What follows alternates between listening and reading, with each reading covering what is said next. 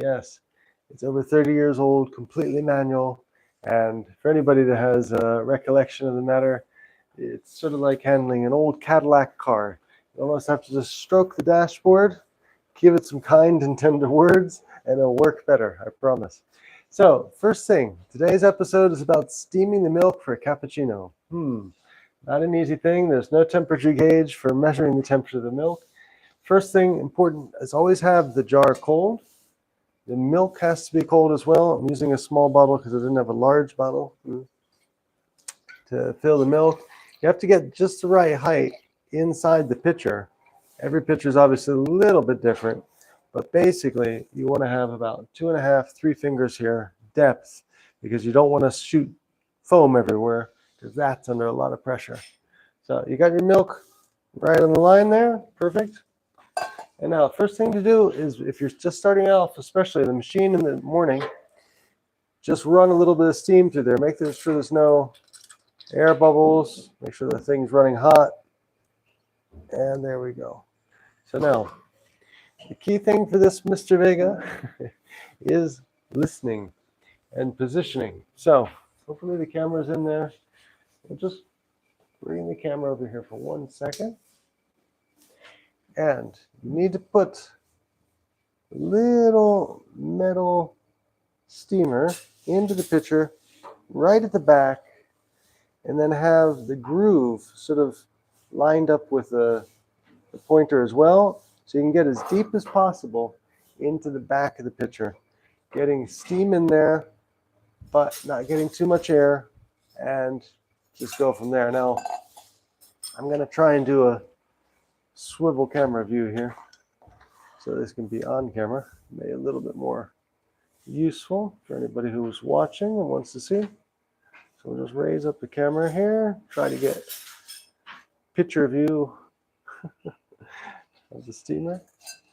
So there we are. Yeah, okay, it's not too bad. We might have to do another outtake of this one to get it just right. But anyway, you see here, you don't want to start the steamer until you already have the nozzle in here. Otherwise, you have a huge mess and explosion. That's just number one safety thing. So you're there, and you can use the hand when the thing's hot, or just listen to it. And here's how it goes. Open completely.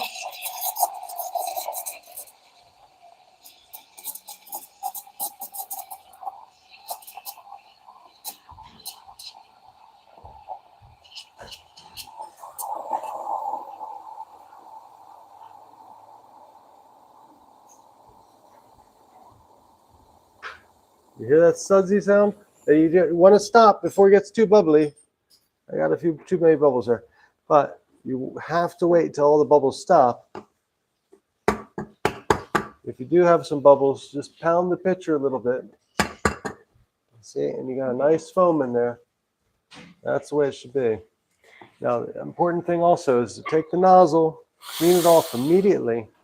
Otherwise, you get that milk skin on there. If you do get milk skin, you get that mark, you can, with the same pitcher, fill it with hot water and then just steam the hot water. That'll work as well.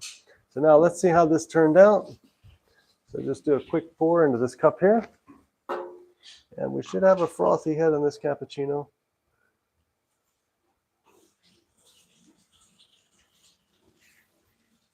And it's right there at the end. There you go. Some foam.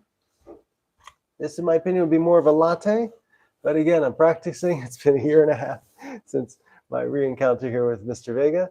And it's not bad. So this milk, the important thing is it wasn't over steamed, so it's not going to be sour. It will be sweet. Just double check. Yeah, that's okay. So be very good with coffee. So that's the idea of the steamer. I hope that's helpful for anybody out there who is looking to do a bit of coffee endeavors at home or elsewhere. And I'll be coming back for another episode or two for some other aspects of coffee and enjoyment of coffee. Not very sattvic from a yogic perspective, but hey, you don't have a little bit of ice in life, well, you don't maintain your yogic immunity. Somebody once told me that in Rishikesh. Anyway, Have a great day. Namaste, and thank you for joining.